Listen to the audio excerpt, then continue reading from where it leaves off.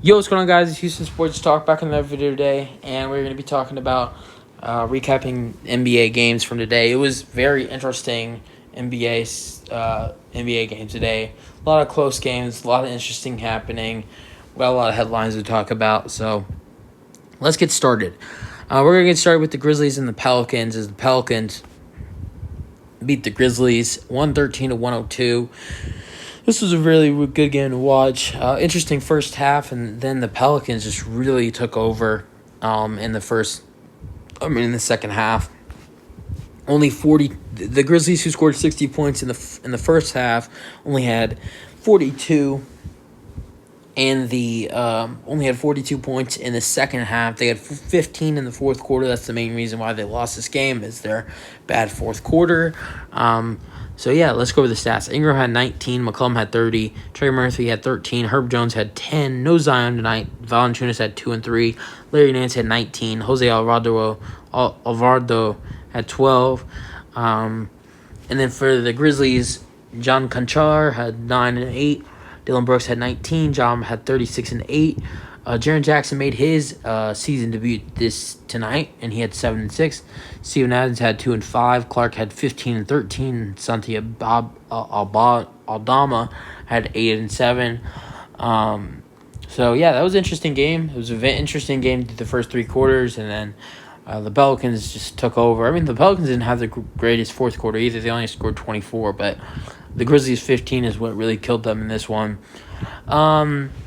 The Mavericks, Clippers. This was a very interesting game if you were watching the second half. If you were watching the first half, you probably turned off the TV. At halftime, the score was 32 to at halftime the score was 32-54. I think the Clippers were down as much as I think 25 or 26, or whatever it was, and they came back. Even got as close as maybe they tied. I think they might have tied the game up. If not, I think it was like the closest they got it to was like 1 or 2. But the final score was 101-103.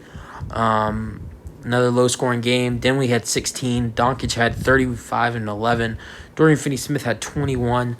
Bullock had 13. Christian Wood had 15 and 7. For the Clippers, Paul George had 23, 7 and 6. Morris had 18. 22 for Batum. 17 for John Wall.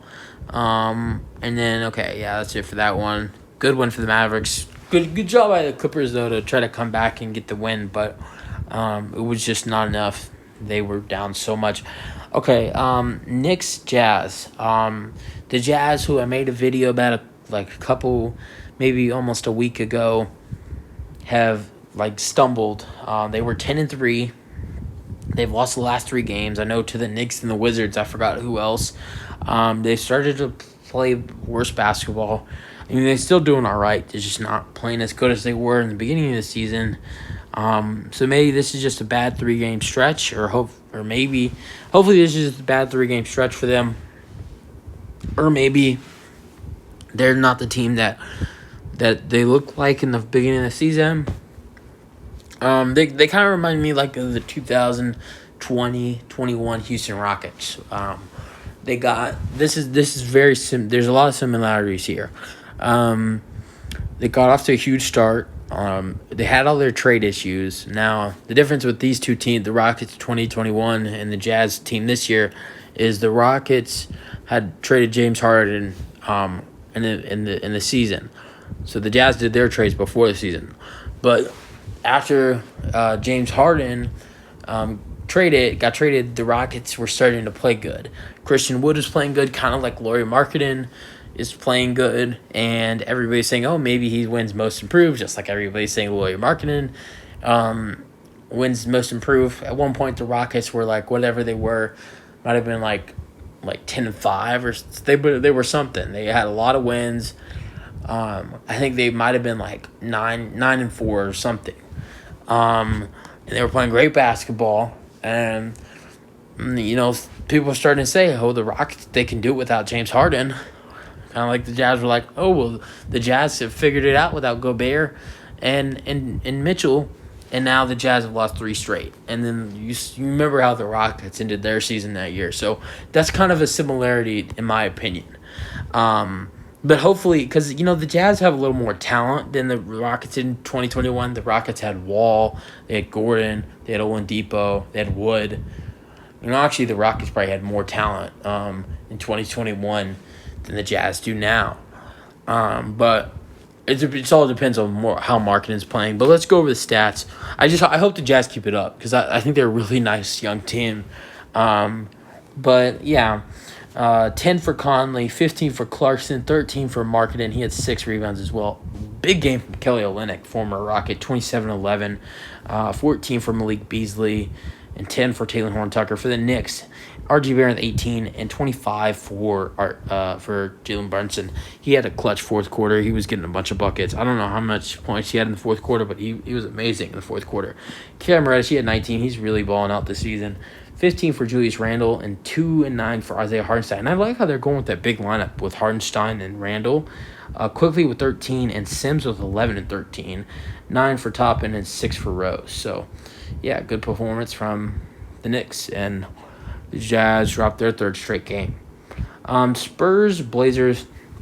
The Spurs had a comfortable lead, and the Blazers came back and won 117-110. They win it. Lillard 22 and 11. Grant with 29 and 8. Hart with 6 and 7. Simons with 23. Jurkic with 9. 13 for Shaden Sharp. For the Spurs, 21 for Vassell. 20 for Keldon Johnson. 31 and 14 for Pirtle. 10 for Bates Diop. And 6 for Doug McDermott. And here we go. This might have been the performance of the season. The Kings just absolutely demolished the Nets. And in my opinion, I think this is going to be the most points scored this season, but I could be wrong. Final score 121-153. Kings win it.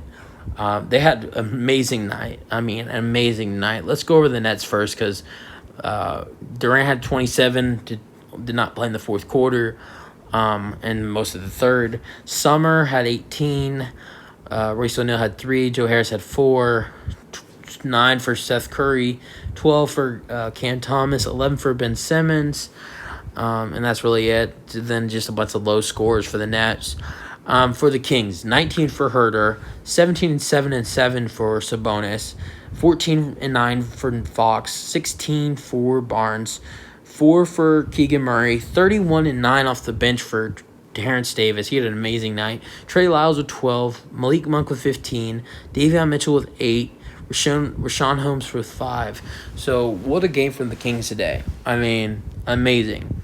How many double figures they had? Monk, 1. Lyles, 2. Davis, 3. Barnes, 4. Fox, 5. 7. And then you got Herter and Sabonis. So 7 double-digit scores for the Kings tonight. And how many were 31? And then next is 19 for Herter. So, yeah, great game from the Kings. That might have been the best. I don't know if it's the best team performance of the season, but that's going to be definitely the highest points this season in a game.